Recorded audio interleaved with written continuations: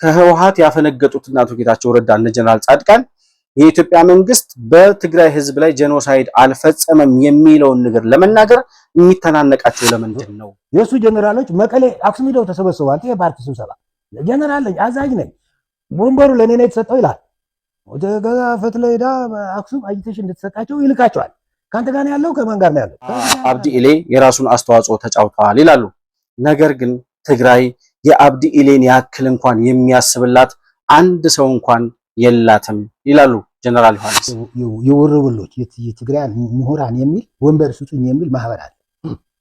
ጻድቃንን ወክያል ወንበር ወሰደ ማለት ነው። በሬሳ ላይ ወንበር ወሰደ በሞተ የትግራይ ጀነራል ዮሐንስ ግን ጀነራል ጻድቃን ገብረትንሳኤ ወታደር አይደለም ሲቪል ነው፣ ስለ ውትድርና የሚያውቀው ነገር የለም ይላሉ። እንዴት ብለን የሚሉትን እንስማቸው እስኪ። ፕሪቶሪያ ሳይፈረም መከላከያ ህዝብ እንዳይወሉ ብለው በያሉበት ቆም አልተባለም። 70 መኪና ኮንቮይ ቀለብ ላከላቸው። በኢትዮጵያ ታሪክ እኔ እንዴት ታስብ የትግራይ ጦርነት አይፈልግም። ሁሉ እኮ የትግራይ ጦርነት መሸከም አይችልም። የትግራይ ጦርነት እንዴ የአማራ ህዝብ ጦርነት፣ ኢትዮጵያ ጦርነት ትፈልጋለች። ህዝብ ጦርነት ይሄ ጸያፍ ህግ እኮ የለንም እኛ። ችግሩ እኮ ህግ የለም። ይሁሉ ምንድነው የምትሉት እናንተ? ምሁር ነው ምናምን ነው እውነት አይደለም። ጻድቃን የጀነራል ኤክስፐርት ያለው ምናምን አይደለም። እንዲያውም ዛር እንትናቸው የተነቀለ አታች ባጠፉት ህይወት እንኳን አታችመንት ጽምዶን ዲክሌር የሚያደርጉበት አካሄድ ይዘው እየመጡ ነው ይላሉ። ጽምዶን ዲክሌር ማድረግ ማለት በይፋ ከኤርትራ መንግስት ጋር ከሁለቱ ሸኔዎች ጋር እንደውም እሳቸው እንደሚሉት ሱዳንም አለ ይላሉ። ራሱን ለማዳን ለሁሉም እኩል የሚተርፍ አደጋ ስለሆነ ዘር ኢዝ ኖ ቱሞሮው ብሎ ነው የሚነሳው። ቤት አንተ ምሳዜ እየበላ ቤት በዛ ላይ እሳት መንደድ ሲጀምር ቁጭ ብለህ ምሳት ትበላለህ አትበላም? እሳቱ ለማጥፋት ጃምፕ ነው የምታደርገው።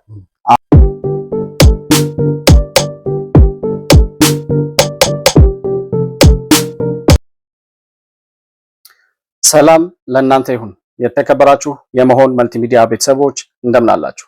ብሩክ የሾርቅ አሰፋ ነኝ ከመሆን መልቲሚዲያ። የዛሬውን የመረጃ ዕለታዊ ፕሮግራማችንን ይዘን ቀርበናል።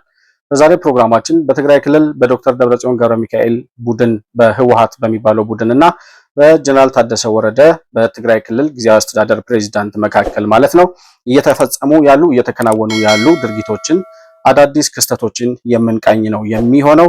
ከዚሁ ጋር ተያይዞ በአንድ የዩቲዩብ ቻናል አርአያ ተስፋ ማርያም በሚያዘጋጀው የዩቲዩብ ቻናል ላይ ጀነራል ዮሐንስ ገብረ ጻድቅ ተገኝተው የመከላከያ ሰራዊት አባል የነበሩት ማለት ነው የመከላከያ ሰራዊት ጀነራል የሆኑት ጀነራል ዮሐንስ ገብረ ጻድቅ በትግራይ ክልል እየተካሄደ ያለውን ሁኔታ ከጽምዶ ጋር እንዲሁም ደግሞ በጀነራል ታደሰ ወረደና በህወሓት መካከል ያለውን አንድነትና ልዩነት ከዚያም አልፎ በአቶ ጌታቸው ረዳና በነ ጀነራል ጻድቃን አዲስ አበባ ሆነው በሚንቀሳቀሱት የህወሓት የቀድሞ የህወሓት አባላት መካከል ማለት ነው ምን አይነት እንቅስቃሴዎች አሉ፣ ምን የሚጠቅም ነገርስ እየሰሩ ነው በሚለው ጉዳይ ላይ በጣም ወሳኝ የሆኑ ጠቃሚ መረጃዎችን አውጥተዋል። ይህንኑ ኢንተርቪው አሁን በትግራይ ክልል እየተካሄደ ካለው በሁለቱ ፓርቲዎች ማለትም በፕሬዝዳንቱና በጊዜያዊ አስተዳደሩ ፕሬዝዳንት በጀነራል ታደሰ ወረደና በዶክተር ደብረጽዮን ገብረ ሚካኤል መካከል እሳቸው በሚመሩት የህወሓት ቡድን መካከል እየተፈጸሙ ያሉ እየተካሄዱ ያሉ ሁነቶችን ወቅታዊ ጉዳዮችን የምንዳሰስበት ፕሮግራም ይዘን ቀርበናል። ከፕሮግራማችን ጋር መሆን መልቲሚዲያን ላይክ፣ ሰብስክራይብ እና ሼር እያደረጋችሁ እንዲሁም ደግሞ ያላችሁን ሐሳብና አስተያየት በኮመንት መስጫው ላይ ልታሰፍሩልኝ እንደምትችሉ እያስታወስኩኝ ከፕሮግራማችን ጋር አብራችሁ እንድትቆዩ በአክብሮት እጋብዛለሁ። መሆን መልቲሚዲያ ዘረኝነትንና ጥላቻን የሚጸየፍ በሐሳብ የበላይነት የሚያምን እውነትንና ኢትዮጵያዊነትን ለማጽናት የሚተጋ ሚዲያ ነው። መሆን መልቲሚዲያን በሱፐር ቻት እና በሱፐር ስቲከር እንዲሁም በገንዘብ መደገፍ የምትችሉ መሆኑን በአክብሮት እንገልጻለን። ይህን ሚዲያ መደገፍ እውነትንና ኢትዮጵያዊነትን ማጽናት መሆኑን አውቃችሁ ሼር፣ ላይክ፣ ሰብስክራይብ በማድረግ ለሌሎች ተደራሽ ማድረጋችሁን አትርሱ። መሆን መልቲሚዲያ የአዲሱ ትውልድ ሚዲያ። እንግዲህ በትግራይ ክልል በዶክተር ደብረጽዮን ገብረ ሚካኤል የሚመራው የህወሓት ቡድን ጊዜያዊ አስተዳደሩን ወይም ደግሞ የጊዜያዊ አስተዳደሩን ፕሬዝዳንት ሹመት አልቀበልም ካለበት ጊዜ ጀምሮ የቀደመውን ከጦርነቱ በፊት የነበረውን የህወሓትን አንጃ ወይም ደግሞ የህወሓትን አስተዳደር መልሼ ወደ ቦታው ወደ አስተዳደሩ ወይም ወደ ስልጣኑ አመጣለሁ በሚል እንቅስቃሴ ላይ እንደሰነበተ ተመልክተናል። በትላንትናው ዕለት እንግዲህ አርብ ዕለት ማለት ነው ካቢኔዎችን እንሰበስባለን፣ የቀደመውን ምክር ቤት ወደ ቀደመ ስራውና ስልጣኑን መልሳለን የሚል እንቅስቃሴ ላይ እንደነበረ ከዚህ በፊት በሰራነው ፕሮግራም ላይም ተመልክታችኋል ብዬ አስባለሁ።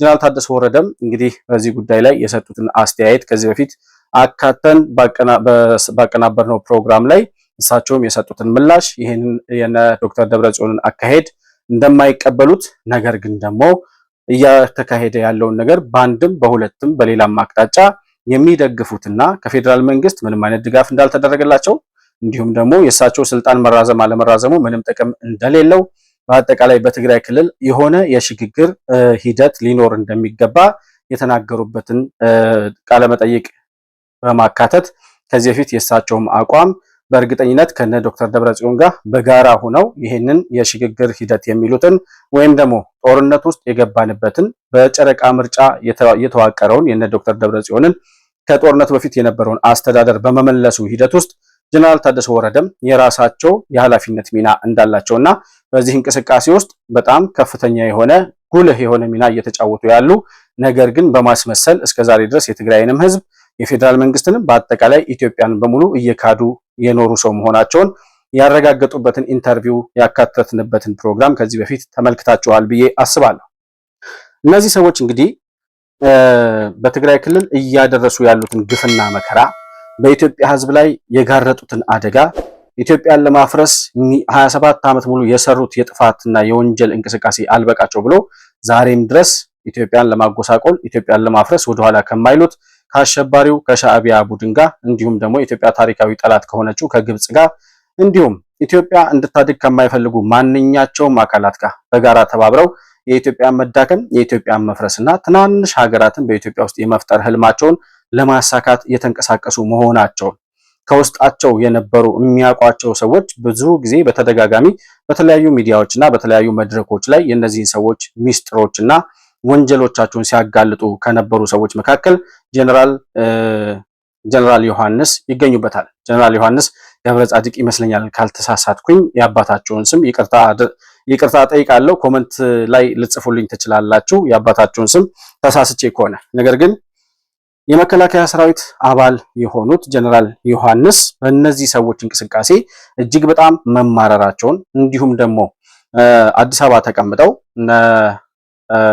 አቶ ጌታቸው ረዳና ጀነራል ጻድቃን ገብረትንሳኤ የሚያደርጉትን እንቅስቃሴ ጭምር አሁን በትግራይ ክልል እየተከናወነ ላለው የጥፋት እርምጃ ከፍተኛውን አስተዋጽኦ ያበረከቱት እንደውም አቶ ጌታቸውና ጀነራል ጻድቃን ናቸው ሲሉ ይደመጣሉ። ጀነራል ዮሐንስ ማለት ነው እና ከጅምሩ ጀምሮ ይላሉ ጀነራል ዮሐንስ ሲናገሩ በትግራይ ክልል የፕሪቶሪያው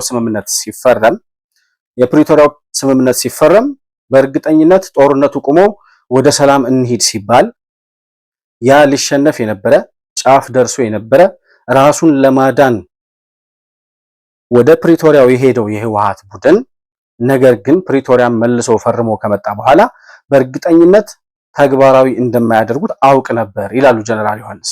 ይሄንን የሚሉበት ምክንያትም የጦርነቱ ምክንያት፣ የጥፋቱ ምክንያት፣ የችግሩ ምክንያት የሆኑ አካላት የሰላም ስምምነት ተፈራርመው በምንም አይነት ሁኔታ ኢትዮጵያ ውስጥ ሰላም እንዲመጣ እንደማያደርጉ አውቅ ነበር ሲሉ ይናገራሉ።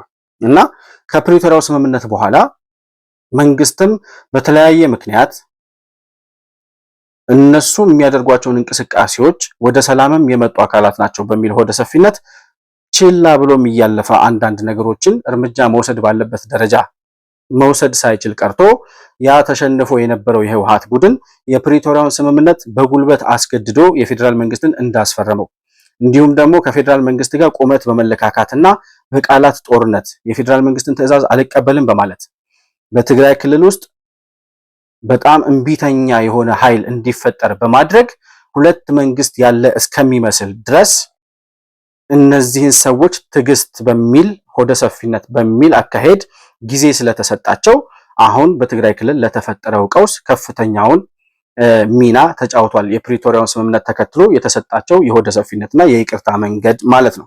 እነዚያ የተሸነፉ ናቸው። የፌዴራል መንግስት አቅም ያለው ነው፣ ማሸነፍ ችሏል። ሪሶርስ አለው፣ ጉልበት አለው፣ እንዲሁም ደግሞ የገንዘብ አቅም የፋይናንስ አቅም አለው። ያንን አቅሙን ይዞ ማድረግ በሚገባው ደረጃ እርምጃ ሳይወስድ በመቅረቱ እነሱም ራሳቸው ልክ ከመንግስት ጋር ተገዳዳሪ የሆነ አቅም ያላቸው በማስመሰል ያሳዩትና የሄዱበት መንገድ አሁን ለደረስንበት የጥፋት ሁኔታ ከፍተኛውን አስተዋጽኦ አበርክቷል ይላሉ ጀነራል ዮሐንስ። እና በ2013 ዓ.ም አብዛኛው ኢትዮጵያዊ ምሁራኑ እንደውም እሳቸው እንደሚሉት አልተማርኩም የሚለው ምሁር ነው የሚሉት። ማን ነው ተምሬያለሁ የሚለው?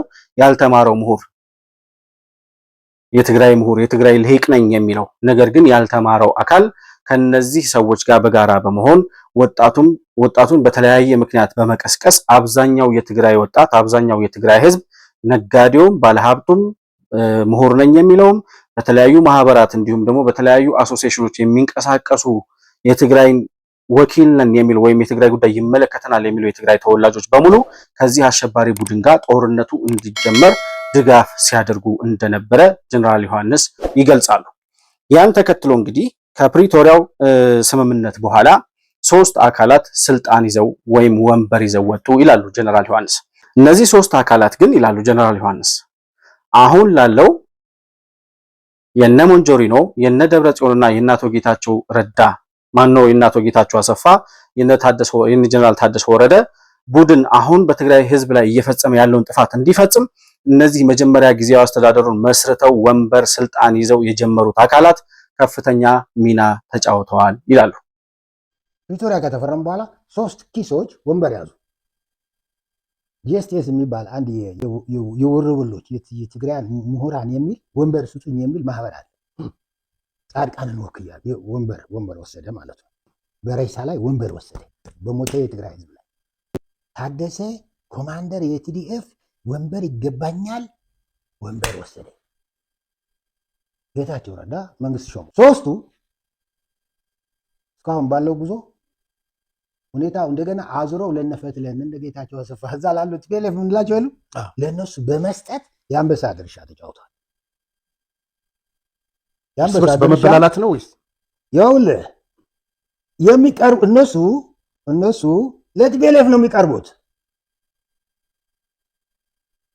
ለዚህ መንግስት ወይ ለሰላም ወይ ለሌላ ፖፕሊስት የሚያወሩት ወሬ የለም ለሱ አይደለም የሚቀርቡት። ቦታቸው እሱ ነው። ከተረማምሰው ለነሱ አሁን ወደፊት መጥቷል አይደለም። አሁን የመጣ ነገር አለ። ታደሰም ወይና እዚህ እኛ ጋር አገልግል ወይ ወርበል ያሉት ነው እንግዲህ ሚዲያው ይሄ ነው የሚለው። ፈልጉ ይገፍትሩት፣ ፈልጉ ገደል ይክተቱት፣ ፈልጉት ያርጉት። እኔ እንትን የለኝም እዛ ላይ በሞተ ነገር ላይ ስለሆነ ምንም ነገር ይሰራሉ ብዬም አስቤም አላቅም። ፕሩቭ አደረጉልኝ። ዴዋን ይሰራሉ ብዬ አላቅም። አዲስ አበባ ያለን ተጋሩ አነጋግሮም ብያቸዋለሁ። አሁን ላለው የነ ደብረጽዮን ቡድን በዚህ ደረጃ በትዕቢት እንዲንቀሳቀስ የመንግስትን ትዕዛዝ የመንግስትን ተቋማት ያሉትን የኢትዮጵያ መንግስት ተቋማትን ከፌዴራል መንግስት የሚላኩለትን ትዕዛዞች በሙሉ አልቀበልም ብሎ አፈንጋጭ የሆነ አስተዳደር እንዲፈጠርና አሁን እነ ጀነራል ታደሰ እነ ዶክተር ደብረጽዮን እንዲሁም እነ ሞንጆሪኖ ለሚሄዱበት የጥፋት እንቅስቃሴ በእርግጠኝነት እነዚህ 3 አካላት የትግራይ ክልል ጊዜያዊ አስተዳደር ሲዋቀር ወንበሩን የያዙት እነ ጀነራል ጻድቃን ምሁራንን በመወከል ታጣቂዎችን በመወከል ጀነራል ታደሰ ወረደ እንዲሁም ደግሞ ካቢኔውን ያዋቀረውና የትግራይ ክልል ጊዜያዊ አስተዳደር ፕሬዝዳንት የሆነው አቶ ጌታቸው ረዳ እነሱን መምራት አልቻልንም፣ ማስተዳደር አልቻልንም ብለው የትግራይ ክልልን ለቀው ወደ አዲስ አበባ በመምጣታቸው አሳልፈው የትግራይን ህዝብ ነጻነት የትግራይን ህዝብ የነጻነት እድሜ ያራዘሙ አሁን እነ ዶክተር ደብረጽዮን የሚፈልጉትን ነገር እያደረጉ እንዲቀጥሉ ለነሱ ስልጣኑን አሳልፈው በመምጣት ረገድ እነዚህ ሰዎች ከፍተኛ ሚና ተጫውተዋል ይላሉ አቶ ጀነራል ዮሐንስ ማለት ነው። እንግዲህ ይህን ተከትሎ በአሁኑ ሰዓት በትግራይ ክልል 3 ነገሮች እየተከሰቱ ነው ይላሉ ጀነራል ዮሐንስ። እነዛ አሁን እየተከሰቱ ነው ያሏቸው 3 ጉዳዮች በመጀመሪያ ደረጃ አሁን ያለው የፕሪቶሪያውን ስምምነት ያፈረሰው የቀደመውን ከጦርነቱ በፊት የነበረውን አስተዳደር እመልሳለሁ የሚለውና በአፈንጋጭነቱ እየቀጠለ ያለው የነ ዶክተር ደብረጽዮን ቡድን ህወሓት የሚባለው አሸባሪ ቡድን ማለት ነው 3 ነገሮችን ይዞ እየመጣ ነው ይላሉ። እና ለማንኛውም 3 ነገር ሀፕን እያደረገ ነው። አንደኛ የቀውስን አዙሪት ሀዲድ ግለቱን ጠብቀው እየሄዱ ነው። ግለቱ የጠበቀ ቀውስ አይናቅም፣ መናቅ የለበትም ብዬ እመክራለሁ። እንትን ያለው ስንት ሰው ነው ያለው፣ ስንት ጠንጃ ነው ያለው ምናምን አይደለም የምትለው። አስተሳሰቡ ወዴት ነው መሄድ እየፈለገ ያለ? ግለቱን እየጠበቁ ነው። ሁለተኛ ምርጫ ይባላል እዚህ ሀገር አለ አይደለም? የምርጫ ዝግጅት እንዲያውም ምዝገባ አልቀዋል እኮ። ይህን ምርጫ መበከል በቻሉት መበከል ይፈልጋሉ። ይኸውልህ ይችን ሀገር ይዘን እንጥፋ እኮ ነው መነሻው። ሰሜን እዝን ሲመጡ እኮ ህልም አያልሙም አልልም። በእርግጠኝነት ግን የትግራይን ህዝብ እንደሚያዳቅቁ እርግጠኞች ነበሩ። ለምን? በኋላ ከአንድ ምሳሌ ጋር ግ ያነሳላለሁ። እንደዚህ ያለ ግሩፕ ለምንድን ነው እንደዚህ ቦታው እንደዚህ የሚሆነው በአንድ ህብረተሰቡ? ስለዚህ ይሄ ምርጫውንም በቻሉት መበከል ጥቁር ቀለም መቀባት ይፈልጋሉ። የቻሉትን ማለት ነው። አርጉም አይባልም። ሶስተኛ ጽምዶ ይሉ ነበር። ገብታ ጽምዶን ዲክሌር ለማድረግ እየመጡ ነው። ከጀርባ ያለው መሪ እሱ ነው ማለት ነው። ሶስቱ ነገር እጅና ጓንት ሆነው እየመጡ ነው። አንደኛ ግለቱን ጠብቆ እየመጣ ያለ ችግር አለ ይላሉ።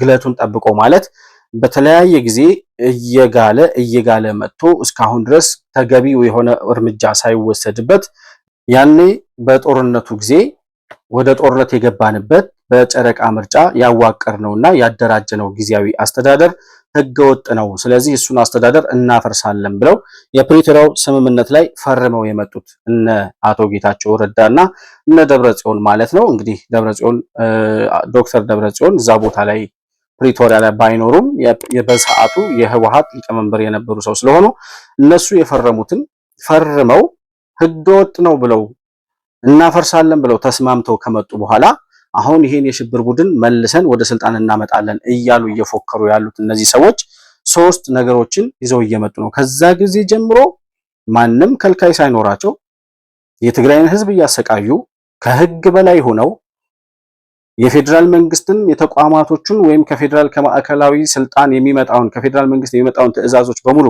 አንቀበልም ብለው የፕሪቶሪያውን ስምምነት አንድ በአንድ እያፈረሱ የመጡት እነዚህ ሰዎች እስካሁን ድረስ የመጡት ግለቱን እየጠበቀ በየጊዜው እያደገ የመጣ እየጋለ የመጣ የሽብር የጥፋት እንቅስቃሴ አለ ይላሉ ጀነራል ዮሐንስ። በሁለተኛ ደረጃ ምርጫውን የማደናቀፍ ተልዕኮ ያነገበ በ2018 በዘንድሮ ዓመት የሚካሄደውን ምርጫ ለማደናቀፍ ያለመ ምንም ይሁን ምንም ምርጫው እንዳይደረግ ከተደረገም ደግሞ ህገወጥ የሆነ ወይም ህጋዊ ቅቡልነት እንዳይኖረው ለማድረግና በሚችሉት አቅም ምርጫውን አደናቅፈው እንዳይካሄድ ለማድረግ የተለያዩ ሴራና ተንኮሎችን ከተለያዩ የሽብር ቡድኖች ጋር በጋራ በመሆን እየሰሩ ያሉ ሰዎች መሆናቸውንና ይሄም ሁለተኛው አካሄዳቸው እንደሆነ የገለጹበት ነው። በሶስተኛ ደረጃ ጽምዶን ዲክሌር የሚያደርጉበት አካሄድ ይዘው እየመጡ ነው ይላሉ። ጽምዶን ዲክሌር ማድረግ ማለት በይፋ ከኤርትራ መንግስት ጋር ከሁለቱ ሸኔዎች ጋር እንደውም እሳቸው እንደሚሉት ሱዳንም አለ ይላሉ። ከሱዳን መንግስት ጋር መንግስት ከተባለ እንግዲህ የአልቡርሃን መንግስት ማለት ነው። ከሱዳን መንግስት ጋር ከሁለቱ ሸኔዎች ጋር ከሻዕቢያ ጋር ከጀርባ ግብጽም አለች፣ ሌሎችም አሸባሪዎች ያሉበትን ጽምዶ ያሉትን አደረጃጀት በይፋ ኮንፈርም አድርገው ዲክሌር የሚያደርጉበት የሚያረጋግጡበትና በይፋ ከነዚህ አካላት ጋር መጣመራቸውን የሚያበስሩበትን አካሄድ ይዘው እየመጡ ነው። አንደኛ ግለቱን ጠብቆ እየመጣ ያለ ሽብር እና ጥፋት አለ። ሁለተኛ ደረጃ ምርጫውን የማደናቀፍ ተንኮል አለ። ሶስተኛ ደረጃ ጽምዶ ያሉትን ከተለያዩ አሸባሪዎችና ከኢትዮጵያ ጠላት ከሚባሉ አካላት ጋር ያላቸውን ትብብር በይፋ የሚያረጋግጡበት ሂደት ይዘው እየመጡ ነው ይላሉ። እንግዲህ እነዚህ ሰዎች ዓላማቸው ጀነራል ዮሐንስ እንደሚገልጹት የኢትዮጵያ መንግስት ቢችሉ ይዘውት መጥፋት፣ ቢችሉ ይዘውት መውደቅ፣ ቢችሉ መንግስትን መቀየር ነው ዓላማቸው። ያ ካልሆነ ኢትዮጵያ በምንም አይነት ሁኔታ ወይም ይሄ መንግስት ተረጋግቶ በሰላም እንዳይኖር ሀገር በሰላም እንዳትቆይ የተለያዩ ሽብርና ግርግሮች ከሀገር ከኢትዮጵያ ሰማይ ስር እንዳይጠፉ ለማድረግ ሰላም እንዳይኖር ለማድረግ ሽብርና የጦርነት እንቅስቃሴዎችን የውጊያ እንቅስቃሴዎችን ታጣቂዎችን በመደገፍ በተለያዩ የኢትዮጵያ ክፍሎች ላይ ሰላም እንዳይኖርና መንግስት ተረጋግቶ ሀገር እንዳያስተዳድር ሀገርም ተረጋግቶ ሰላም እንዳይሆን ለማድረግ የሚችሉትን ሁሉ እያደረጉ ነው ያሉት ይላል። የፌዴራል መንግስቱ ለዚህ አጸፋ ምላሽ ምን እየሰጠ ነው? እስካሁን ድረስ ይሄ ነው የሚባል አጸፋዊ ምላሽ ሲሰጥ አላየንም።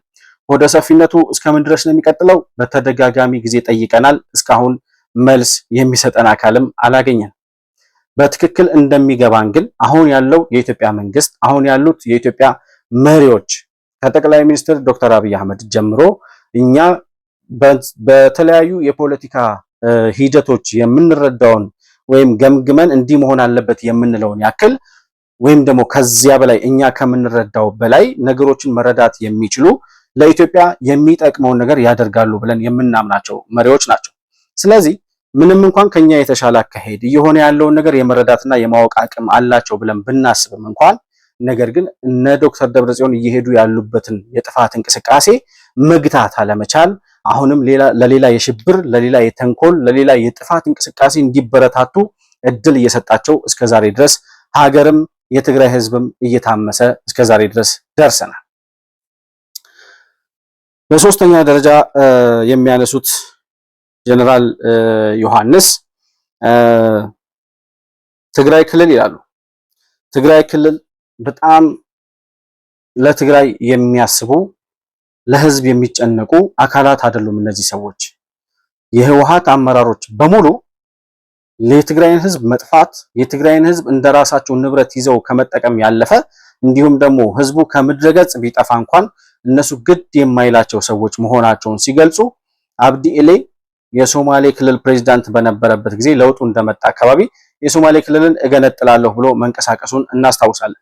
በዛን ጊዜ መከበቡን ሲያቅ ከአቅሙ በላይ እንደሆነ ሲገባው ህዝቡን ወደ ጥፋት ከመምራት ይልቅ በራሱ ጊዜ እጁን ሰጥቶ የሶማሌ ክልል ከጥፋት እንዲድንና አሁን ያለው የለውጥ ትሩፋት ለሶማሌ ህዝብ እንዲደርሰው በማድረግ ረገድ አብዲ ኢሌ የራሱን አስተዋጽኦ ተጫውተዋል ይላሉ። ነገር ግን ትግራይ የአብዲ ኢሌን ያክል እንኳን የሚያስብላት አንድ ሰው እንኳን የላትም ይላሉ ጀነራል ዮሐንስ። የትግራይ ህዝብ አሁን ጦርነት አይፈልግም ይባላል። ህዝብ ለጦርነት ይባላል። ባለፈው ግን ጦርነት ይፈልግ ስለነበረ ጦርነት አረግን ነው ያለው ገለበጠው አይደል? ታደሰም የትግራይ ህዝብ ጦርነት አይፈልግም። ሁሉ እኮ የትግራይ ጦርነት መሸከም አይችልም። የትግራይ ጦርነት እንዴ የአማራ ህዝብ ጦርነት፣ ኢትዮጵያ ጦርነት ትፈልጋለች። ህዝብ ጦርነት ይሄ ጸያፍ ህግ እኮ የለንም እኛ። ችግሩ እኮ ህግ የለንም።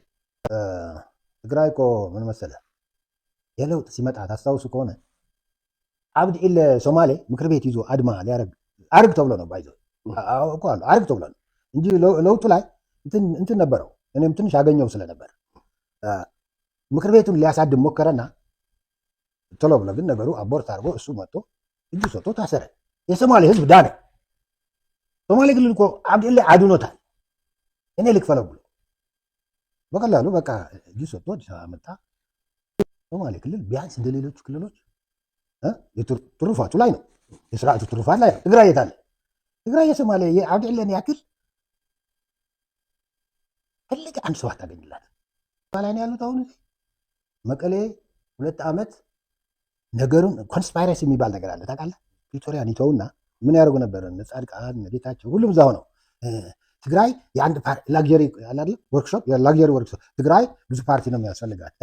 ትግራይ ጦርነት ያለው አይመስሉ ኮንስፓይር ያደረጉ ጨረሱት 2 ዓመትና አባረሩን ብሎ መጡ። ያባረሯቸው መሆን ማስረጃ የለኝም። አባረሩን ብለው መጡና 2 ላይ ተከፍለው ሊገሉን 2 ላይ ተከፍለው አዲስ አበባ ደግሞ ሞተን ነበር ተጋሩ። ምንም አንድ ላይ ሆነን ታስታውሳለህ አይደል? ነው ጎልፍ መተ ነበር አሁን እኔ ነኝ ኢኒሼት ያደረኩት። እንደዚህ አይነት ሁኔታ ሲፈጠር አንድ ዜጋ እንደ ዜጋ ራሱን ለማዳን ለሁሉም እኩል የሚተርፍ አደጋ ስለሆነ ዘር ኢዝ ኖ ቱሞሮ ብሎ ነው የሚነሳው። ቤት አንተ ምሳዜ እየበላ ቤት በዛ ላይ እሳት መንደድ ሲጀምር ቁጭ ብለህ ምሳ ትበላለህ? አትበላም። እሳቱ ለማጥፋት ጃምፕ ነው የምታደርገው። እና ዘር ኢዝ ኖ ቱሞሮ ብለን ባካችሁ እንነሳ ስንል ኮንስፓይሬሲው መጣ ወደኛ። 1 ዓመት አደረገች እቺ። አይ ስትሮንግሊ ቢሊቭ አሁንም ለእንደዚህ አይነት ሁኔታ አንድ አረፍተ ነገር እኮ ናት። ዘር ኢዝ ኖ ቱሞሮ መጡና እኔ ጻድቃን ጠርቼዋለሁ። ገብሩ ያልጠራሁ ሰው የለም። እኔ ነኝ የጠራኋቸው በሙሉ። ሀሳቧም የኔ ናት። እቺ ናት። እቺ ደግሞ ወደ ማስ ሞቢላይዜሽን እንውሰዳት ናት። ሌላ ነው ሲቪክ ማህበር አያስፈልጋት፣ ቄስነት አያስፈልጋት፣ ዶክተር ምናምን አያስፈልጋት። ዜጋ መሆን ሰው መሆን እና አደጋ ላይ ያለ ትውልድ መሆን። አመት ፈጀችኝ። አዙሮ የሆነ ሲቪክ ነገር አድርገው ይህ የመቀሌ ሲደረግ የነበረ የዩቲዩብ ጠባብ በቃ ገደሏት። ሀሳቡ አይሞትም፣ ጎልደን ሀሳቡ ሙቱ ሲለን አንድ ጫረፍተር ነገር ላይ ማንግባባም እና ሁሉም ኮንስፓይሬሲ ነው የሚሰራው። ሁሉም የራሱን አጀንዳ ነው የሚያራምደው። ሁሉም የተወሳሰበ የፖለቲካ ጨዋታ ነው የሚጫወተው። ለህዝብ የሚያስብ፣ ለትግራይ የሚያስብ፣ ለትውልድ የሚያስብ አንድም አመራር የለም ነው የሚሉት ጀነራል ዮሐንስ። እነ አቶ ጌታቸው ረዳም እነ ጀነራል ጻድቃንም እነ ጀነራል ታደሰ ወረደም በሙሉ በኮንስፓይሬሲ በተቃርኖ በጥልፍልፎች የተሞላ ጠልፎ በመጣል ወይም ደግሞ በውስብስብ ፖለቲካ በተጠላለፈና በተተበተበ የፖለቲካ አካሄድ የራሳቸውን ፍላጎት ለማሳካት የሚሞክሩ እንጂ አንድም ለህዝብ የሚያስብ አካል የለም ይላል። እንደውም እነ አቶ ጌታቸው ረዳ ተባረን መጣን ብለው መጡ እንጂ እኔ ተባረው ስለመምጣታቸውም እርግጠኛ አይደለሁም፣ ማስረጃ የለኝም ይላሉ። በጣም አስገራሚ ነገር የተናገሩት እዚህ ላይ። እኛ ከዚህ በፊት እነ አቶ ጌታቸው ረዳ መናገር ያለባቸውን ያክል በግልጽ እየተናገሩ አይደለም። የሰሜን ዕዝ መቼ ተጠቃ? ለምን ተጠቃ? ማን ነው ጦርነቱን የጀመረው? እነ ዶክተር ደብረጽዮን በህወሓት ማን ነው በሰሜን ዕዝ ላይ ያደረሱት ጥፋት ምን ያክል ነው? ማን ነው ትዕዛዙን የሰጠው? ለምንድን ነው ይሄን የማይናገሩት? በትግራይ ክልል ላይ የኢትዮጵያ መንግስት ጄኖሳይድ ፈጽሟል የሚለው ህወሓት ከህወሓት ያፈነገጡት አቶ ጌታቸው ረዳ እነ ጀነራል ጻድቃን የኢትዮጵያ መንግስት በትግራይ ህዝብ ላይ ጄኖሳይድ አልፈጸመም የሚለውን ነገር ለመናገር የሚተናነቃቸው ለምንድን ነው ብለን በተደጋጋሚ ጠይቀናል። እነዚህ ሰዎች ግን የእውነት እንደው የምር ከህወሓት ጋር ተፋተዋል ወይ ተለያይተዋል ወይ ብለንም ጥያቄ ስናነሳ ነበረ። እንግዲህ ጀነራል ዮሐንስም እንደሚሉት እስካሁን ድረስ እነሱ በእነ አቶ ጌታቸው ረዳ ወደ አዲስ አበባ የመጡት የህወሓት አመራሮች እነ ጀነራል ጻድቃን እነ አቶ አሰፋ አብርሃ አቶ ስዬ አብርሃ ወንድም እነዚህ በሙሉ ከትግራይ ክልል ተባረን መጣን ወይም ደግሞ ከህወሓት ጋር ልዩነት ፈጥረናል ብለው የራሳቸውን ፓርቲ የራሳቸውን ንቅናቄ ከማቋቋም ያለፈ ተባረው ስለመምጣታቸው የማረጋግጥበት ማስረጃ የለኝም ይላሉ። የሚያነሱት አንድም በዛን ሰዓት ለትግራይ ህዝብ መዋል የነበረባቸውን ውለታ ትተው ለነ ዶክተር ደብረጽዮን ስልጣኑን አሳልፈው ሰጥተው መምጣታቸው እነሱ የራሳቸውን አጀንዳ ከማስፈጸም ያለፈ ለህዝብ የሚቆረቆር ማንነት እንደሌላቸው ማሳያ መሆኑንም በማስረጃነት ይጠቅሳሉ። ሳቦታጅ በሳቦታጅ የመጡ ናቸው። መቀሌ ሆነውም ሳቦታጅ ነው ሲሰሩ የነበረው። አዲስ አበባም ተቀምጠው አሁን ሳቦታጅ ነው እየሰሩ ያሉት። በነ ጀነራል ጻድቃንም በእነ አቶ ጌታቸው ረዳም በኩል ለትግራይ ህዝብ የሚጠቅም ነገር እስካሁን ድረስ ሲሰራ አላየንም ይላሉ።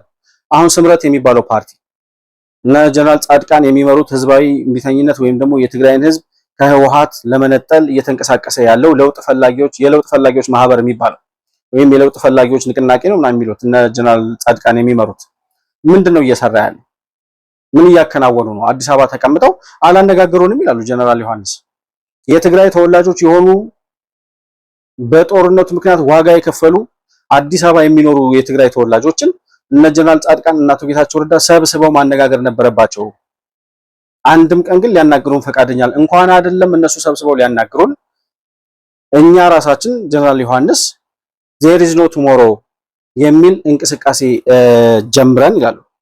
there is no tomorrow የሚል ትግራይ ነገ የላትም፣ ትግራይ ነገ የለችም ወይም ደግሞ ነገ የሚባል ነገር የለንም የሚል እንቅስቃሴን ጀምርና ይሄንን በህዝቡ ዘንድ ሞቢላይዝ እናድርገው፣ ህዝቡን በዚህ ቃል በዚህ መሪ ሐሳብ እናንቀሳቅሰውና ለውጥ እናምጣ ብለን ስናስብ እነ ጀነራል ጻድቃን ሊያገኙን እንኳን ፍላጎት አልነበራቸውም ይላሉ። ለምን? ህዝባዊ ቤተኝነትን እንመራለን፣ የትግራይ ህዝብን ከህወሓት እንነጥላለን፣ ለውጥ ፈላጊዎችን ከጎናችን እናሰልፋለን ብሎ የመጡት አቶ ጌታቸው ረዳ እነ ጀነራል ጻድቃን ለምን there is no tomorrow የሚለውን ሙቭመንት መከተል ለምን አልፈለጉም? ይሄ አብዛኛው የትግራይ ህዝብ ወይም ደግሞ ሰላም ፈላጊ የሆነ ኢትዮጵያዊ በሙሉ በህወሓት ግፍና ሰቆቃ የተማረረ ኢትዮጵያዊ በሙሉ ሊጠይቀው የሚገባ ጥያቄ ነው ብዬ አስባለሁ። ጀነራል ዮሐንስ እንግዲህ በመቀጠል የሚያነሱት ሐሳብ ከጀነራል ታደሰ ወረደ ጋር የተገናኘ ነው። ጀነራል ታደሰ ወረደ እንግዲህ ብዙዎቻችን እንዳየነው እንደተመለከትነው እስካሁን ድረስ አንድ ጊዜ ከነ ዶክተር ደብረጽዮን ቡድን አንድ ጊዜ ከፌደራል መንግስት ያበሩ በመምሰል ነገር ግን ጠብ የሚል ስራ ሳይሰሩ ለፌዴራል መንግስት ለኢትዮጵያ እንዲሁም ደግሞ ለትግራይ ህዝብ የሚጠቅም ነገር ሳይሆን እነ ዶክተር ደብረጽዮን የሚሄዱበትን መንገድ እየተከተሉ እነሱ የሚሉትን እያወሩ በእነ ዶክተር ደብረጽዮን ፍላጎት ላይ የራሳቸውን አስተዋጽኦ አበረከቱ እንጂ ምንም ለህዝቡ የሚጠቅም ነገር አልሰሩም። ጀነራል ታደሰና ዶክተር ደብረጽዮን መካከል ምንም አይነት ልዩነት አይታየኝም ብዬ ስናገር በተደጋጋሚ ተመልክታችኋል ወይም ሰምታችኋል ብዬ አስባለሁ። እና ጀነራል ታደሰ በቀጥታ የህወሓት ወይም ደግሞ የነ ዶክተር ደብረጽዮን የቡድን አባል መሆናቸውንና አሁንም በትግራይ ክልል እንፈጥራለን የሚሉትን የሽግግር መንግስት ይበሉት ወይም ደግሞ የቀደመውን ምክር ቤት የመመለስ ሂደት ይበሉት አሁን ያለውን ጊዜያዊ አስተዳደር የመገልበጥ እንቅስቃሴ የሚበሉት የፈለጉትን ነገር ይበሉት፣ ነገር ግን በዛ ሂደት ውስጥ እነ ዶክተር ደብረጽዮን በሚያደርጉት እንቅስቃሴ ውስጥ ጀነራል ታደሰ ወረደ የበኩላቸው ከፍተኛ ሚና እንዳለ በአንድም በሌላም መንገድ ይህንን እንቅስቃሴ የሚመሩት እሳቸውም በጋራ ሆነው እንደሆነ የሚያደርጓቸው እንቅስቃሴዎች በተግባር የሚያስረዱት እውነት ነው። እና ጀነራል ታደሰ ለምንድን ነው ይሄን ያህል አቋም አልባ የሆኑት? ወይ በግልጽ እነ ዶክተር ደብረጽዮን እንደሚሉት በግልጽ ተናግረው ከፌዴራል መንግስት ጋር ተለይተው የራሳቸውን አቋም አላራመዱም፣ ወይም ደግሞ እንደነ አቶ ጌታቸው ረዳ ወይም ደግሞ እንደሌላው ኢትዮጵያዊ ከኢትዮጵያ መንግስት ጋር ተሰልፈው ለትግራይ ህዝብ የሚጠቅመውንና ለሀገር የሚበጀውን ነገር እሰራለሁ ብሎ አቋም መያዝ ያቃታቸው ለምንድን ነው የሚለውን ነገር ስናነሳ በጣም አስገራሚ የሆነ ነገር ይናገራሉ ጀነራል ዮሐንስ ማለት ነው። ጀነራል ታደሰ ወረደ ሲጀመር የመጣው የተመለመለው በአቦይ ስብሃት ነው። የህወሓት አባል እንዲሆን የተመለመለው ማለት ነው። ወይም የማዕከላዊ ኮሚቴ ወይም የሆነው ብቻ አደረጃጀት ውስጥ እንዲገባ የተደረገው በአቶ ስብሃት ነጋ በኩል ነው። የመጣው ደግሞ ሀብት ለመካፈልና ሀብት ለመውረስ ነው የመጣው ይላሉ። ከዛ ቀጥለውም ስለ ጀነራል ታደሰ ወረደ የሚናገሩት ነገር አለ። እሱን እንስማና ተመልሰን እንመጣለን። አልኩህ እኮ አሁን ባይዘወይ ስማ፣ ታደሰ እንደኛ ድሮ ሪክሩት የተደረገ ወደ ትግል ነበር። ሁለተኛ ሪክሩት ተደረገ፣ ስብሃት ሪክሩት አደረገው። ስብሃት ሪክሩት ሲያደርገው በሆዱ ነው ሪክሩት ያደረገው። ሀብት ሊወርስ ነው ቃል የተገባለት። የማንን ሀብት? ስብሃት ለሱ ቃል የገባለት የኤፈርት ነው። ብዙ ሀብት አለ። ቲፒኤልኤፍ ሀብታም ድርጅት ነው። ኤፈርት አንዱና ትልቁ የታወቀው ነው። መሰቡም ይወርሳል። ምን ችግር አለው? የማን ነው ሊወርሰው? ፋብሪካ ይወርሳል። መገጣጠም በቃ ካሽ ይወርሳል ነው እንጂ ያን ያክል እንትን እኮ የለውም። ራሱ ጭንቅ ላይ ውስጥ ያለ ጨለማ ውስጥ ያለ ኃይል እኮ ነው ታደሰ። አሁን ይሄ መንግስት ይኸውልህ፣ ታደሰ አንዴ የሰማሁት በመንግስት ላይ ኮንፊደንስ የለኝም፣ መንግስት አላገዘኝም ሲል በግልጽ ሰምቼዋለሁ። መንግስት ማያግዝ ከሆነ ለምን ሪዛይን አታረግም? ሄድ ወንበርህን ይዘህ ወንበርን ለምን አትጥለትም? ወንበሯን አይጥላትም።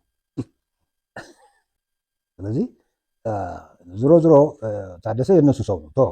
ታደሰ ቢሃይንድ የሚባል የለም የጽምዶ እንትን ነው እንጂ የእሱ ጀነራሎች መቀሌ አክሱም ሄደው ተሰበስበዋል። የፓርቲ ስብሰባ ጀነራል ነኝ አዛዥ ነኝ ወንበሩ ለእኔ ነው የተሰጠው ይላል። ፈትለ ሄዳ አክሱም አጅቴሽ እንድትሰጣቸው ይልካቸዋል። ከአንተ ጋር ነው ያለው? ከማን ጋር ነው ያለው? ከኢሳያስ ጋር ነው ያለው። አዲስም ላይ እንጂ መግለጫ ወጡበት የአቋም መግለጫ ምክር ቤቱ እንዲመለስ ተስማምተናል። አዎ። እና ታደሰ አርቲፊሻል ነው። ወደዚህ ሳይድ ያለው አርቲፊሻል ነው፣ ወደዛ ሳይድ ነው። አልቻልኩም ካለ ሪዛይን ማድረግ እኮ የመፍትሄ አካል እኮ ነው። አቦይ ማን ነው? ስብሃት ነጋ የሚባለው የህወሓት ቀንደኛ አመራር የነበረው ሰውዬ ጀነራል ታደሰን መልምሎ ሲያመጣው ሀብት እንዲካፈል እንጂ ለህዝብ የሚጨነቅ ለህዝብ መምራት የሚችል ወይም የአመራር ብቃት ያለው ወይም ለትግራይ ህዝብ የሚጨነቅና የሚሳሳ ለትግራይ የሚጠቅመውን ነገር የሚሰራ ሰው ነው ተብሎ አይደለም የመጣው። ሀብት ለመካፈል ነው የመጣው። በዛ ደረጃ ነው የምናውቀው ሲሉ ነው የሰማናቸው። እና ጀነራል ታደሰ ወረደ ባለፈው በቅርብ በሰጡት ኢንተርቪው ላይ ከሪዮት ሚዲያ ጋር በነበራቸው ኢንተርቪው ላይ የፌዴራል መንግስቱ አላገዘኝም፣ እስካሁን ድረስ ምንም አይነት ድጋፍ አልተደረገልኝም ሲሉ ሰምተናል። እንዲያውም በቃ ይሄ ሰውዬ ከነ ዶክተር ደብረጽዮን ጎን መሆናቸውን በይፋ አረጋገጡ ብለን እኛም የሰራነውን ቪዲዮ ታስታውሳላችሁ። ከዚህ በፊት ጀነራል ዮሐንስ ከዚሁ ኢንተርቪው ላይ በመነሳት የፌዴራል መንግስቱ ምንም ያገዘኝ ነገር የለም ካለ እና እነ ዶክተር ደብረጽዮን ደግሞ ከአቅሙ በላይ የሆኑበት ከሆነ ለምን ስልጣኑን አይለቀውም? ለምን በቃኝ ብሎ አይለቅም? ለምንድን ነው ይሄን ያክል ስልጣን ላይ ተቀምጦ እነ ዶክተር ደብረጽዮን የሚሄዱበትን እንቅስቃሴ እየደገፈ እንዲያውም እሱ የሚመራቸው ጀነራሎች በበላይነት የሚመራቸው የባህላዊ ጀነራሎቹ አክሱም ተሰብስበው ከነ ሞንጆሪኖ ትዕዛዝ እየተቀበሉ ሲመጡ ጀነራል ታደሰ ወረደ ምንም ማድረግ አልቻለም። ይሄን ያልቻለበት ምክንያት ከአቅሙ በላይ ስለሆኑ ወይስ የነሱ አባል ስለሆነ ይላሉ ጀነራል ዮሐንስ። በእርግጠኝነት እሳቸውም ሲናገሩ እንደሰማችሁት እኔም እኛም እስከዛሬ ድረስ ስንናገረው እንደነበረው ጀነራል ዮሐንስ ማነው ጀነራል ታደሰ ወረደ በአንድም በቀጥታም በተዘዋዋሪም የሻዕቢያና የጽምዶ የህወሓት አሁን የጥፋት እንቅስቃሴ እያደረገ ያለው የህወሓት ቡድን አመራርና ግንባር ቀደም የዚህ የጥፋት ተዋናይ መሆናቸውን ራሳቸው ጀነራል ዮሐንስ ሲያረጋግጡልን ሰምታችኋል። ጀነራል ዮሐንስ ውስጣቸው ኑረው ማንነታቸውን የሚያውቁ ከ60ዎቹ ዘመን ጀምሮ ከትጥቅ ትግሉ ዘመን ጀምሮ ከህወሓት ጋር ዋጋ የከፈሉ ለትግራይ ህዝብና ለኢትዮጵያ ብለው የታገሉ በተለይም እነሱ እንደሚሉት ለትግራይ ህዝብ እንኳን ቢሆን እንደ ብሔርተኝነታቸው የትግራይ ህዝብ ነፃ አውጪ ነን የሚሉ እንኳን ቢሆኑ ለትግራይ ህዝብ ሲሉ ከታገሉት የትግራይ ተወላጆች መካከል አንዱ ጀነራል ዮሐንስ ናቸው። ይሄ ሰውዬ ሚስጥራቸውን ያውቃሉ። ጀነራል ታደሰ ማን ነው? ጀነራል ጻድቃን ማን ነው? ጌታቸው ረዳ ማን ነው የሚለውን ጉዳይ በዝርዝር አበጥረው የሚያውቁ ሰው ናቸው። እኛ እስከዛሬ የምንለውን ነገር ጀነራል ታደሰ ወረደ ከዶክተር ደብረጽዮን ተለይቶ የሚታይ ሰው አይደለም። እየሰራ ያለው በቀጥታ የነሱን ዓላማና ፍላጎት ነው እያስፈጸመ ያለው። ይህን ሰውዬ የትግራይ ክልል ጊዜያዊ አስተዳደር አድርጎ ማስቀመጥ የትግራይ ህዝብንም የነጻነት እድሜ ማራዘም ነው፣ የኢትዮጵያንም የሰቆቃ ዘመን ማብዛት ነው ብለን በተደጋጋሚ ስንናገር በእርግጠኝነት አብዛኛው ሰው ጀነራል ታደሰም አቋማቸው ስለማይታወቅ በጥርጣሬ ይመለከት ነበር። ዛሬ ግን ውስጣቸውን የሚያውቁ ማንነታቸውን የሚያውቁ ሰው ይህን ያክል ሲናገሩ አለመስማት ደግሞ ከዚህ በላይ መጃጃልንም ያመጣል። ሞኝነትም ከዚህ በላይ አለ ብዬ አላስብም። እና እነ ጀነራል ጻድቃንስ ቢሆኑ አሁን የአፍሪካ ጀነራል ምናምን እያላችሁ የምታደንቋቸው ይላሉ። አሁን ጀነራል ጻድቃን ብዙ ጊዜ የአፍሪካ ጀነራል በአፍሪካ ውስጥ ካሉ ምርጥ ጀነራሎች መካከል አንዱ ጀነራል ጻድቃን ገብረትንሳኤ ነው ምናምን የተባለ በአንዳንድ ሚዲያዎች ላይ ይጻፋል። እኛም እናያለን። የአሰብ ወደብን ያኔ በኤርትራ ጦርነት ዘመን የአሰብ ወደብ መመለስ አለበት ብዬ ስሟገት ነበር ብሎ ጀነራል ጻድቃን ሲናገር ሰምተናል። በተለያዩ ሚዲያዎችም እሳቸው ከመለስ ዜናዊ ጋር ተቃርኖ እንደነበራቸው እንዲያውም ለስልጣን መልቀቃቸው ወይም ከስልጣን ለመወገዳቸው በህወሓት ዘመን በመለስ ዜናዊ እርምጃ ተወስዶባቸው ከስልጣናቸው የለቀቁት ከኢታ ማጆር ሹምነታቸው ማለት ነው። ያኔ የለቀቁት ከሻዕቢያ ጦርነት ጋር ተያይዞ የአሰብን ወደብ መልሰን መቆጣጠር አለብን የሚል አቋም ስላራመዱ ነው የሚሉ ዜናዎችም መረጃዎችም ሲወጡ ነበረ። ጀነራል ዮሐንስ ግን ጀነራል ጻድቃን ገብረትንሳኤ ወታደር አይደለም ሲቪል ነው፣ ስለ ውትድርና የሚያውቀው ነገር የለም ይላሉ። እንዴት ብለን የሚሉትን እንስማቸው እስኪ። እና ያችን ጥያቄ ያነሳ የነበረው አሰብን እና ያስተፈራዋሉ ነበር ብለውኛል። እስቲ በቅደም ተከተል ሲስተም እሱ ምንድነው መሰለህ የጻድቃን ላሳጥርልህ። ጻድቃን ሲቪል ነው፣ ስራውም ሌላ ነው። ግን ያው አልብሰህ እኮ የሆነ እኮ ምንድነው ከዋክብት ካስቀመጥክ በዛ ትጥራለህ። ጻድቃን ማውራት ካለበት ስለ ጾሮና የመጀመሪያ ዓመት ውጊያ እሱን እመራለሁ ብሎ ውትድርናውን እዛ ነው ቴስት ያደረገ እሱ እዛ ሞከረ። መጽሐፍ ላይ አስቀምጬዋለሁ። እዛ አንድ ሸጥ ላይ ወስዶ ያስቀጠቀጡት ኢትዮጵያ ሰራዊትና ለሻዕቢያ የዋሉት ውለታ ከዛ እዛ ያለቀው ንብረትና ህይወት ያኔ መደንገጥ ነበረበት ብላለሁ። ስለ ውትድርና ነገር ከሙያው ጋር ያለው ርቀት መደንገጥ ነበረበት። ለምን የሚለው እሱ ነው። ዝም ብሎ ቢልድ እያደረገ ሄዶ አሁን መጨረሻ ላይ ያልኩ ሰዎቹ ሂማን አታችመንታቸውም ተበጥሰዋል። ቲፒኤልኤፍ እንደዚህ አይነት ሰዎች ፈጥረዋል ያልኩ። ባድመ ጻድቃን የመራው ጦርነት አልነበረም። መጀመሪያው እቅድ ወጣ፣ ሁላችንም እዛ ነበርን። ፓርሻል ነገር ነው ግን ባድመን ያዝን።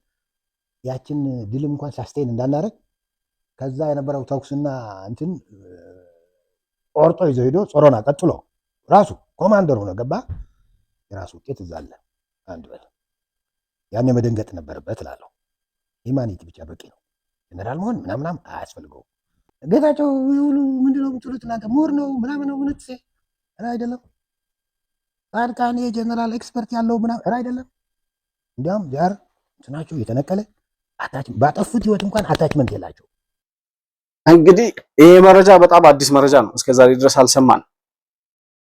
በዛን ሰዓት በጦርነቱ ዘመን አብረው የነበሩ ግንባር ድረስ ሂደው መጀመሪያ ጦርነቱ ከመጀመሩ ከ3 ከ4 ወር በፊት አክሱም መሽገን አክሱም ከተማ ተደብቀን ስትራቴጂ ነድፈን የጦርነቱን እቅድ ሁሉ ያወጣነው እኛንን እዛ ውስጥ ጻድቃን ገብረትንሳኤ አልነበረም ይላሉ። ያልነበረበት ምክንያት ደግሞ ከዛ በፊት በነበረ ውጊያ ማን የምትባል ቦታ ላይ ጀነራል ጻድቃን በመራው ውጊያ በጣም ብዙ የኢትዮጵያ ሰራዊት ረግፏል። በጣም ብዙ ጥቃት ተፈጽሞብናል። ለዛ ጥፋት ተጠያቂ ተደርጎ አሁን ከኤርትራ ጋር የሚደረገው ጦርነት ውስጥ የሚታቀደውን የሚነደፈውን እቅድ ከሚነድፉ ጀነራሎችና ኮሎኔሎች መካከል እንዳይካተቱ ጀነራል ጻድቃን ተደርገው በዚያ የእቅድ ነደፋ ወይም የእቅድ ዝግጅት ላይ እንኳን ጀነራል ጻድቃን አልነበረበትም ይላል እና የዛን ሰዓት የእቅዱን አዘጋጅተን እነ ጀነራል አበባው እነ ጀነራል አለምሸት ደግፌ ሌሎችም በጣም ብዙ ጀነራሎች የሚጠቅሷቸውን እሳቸው ሰምታችኋል።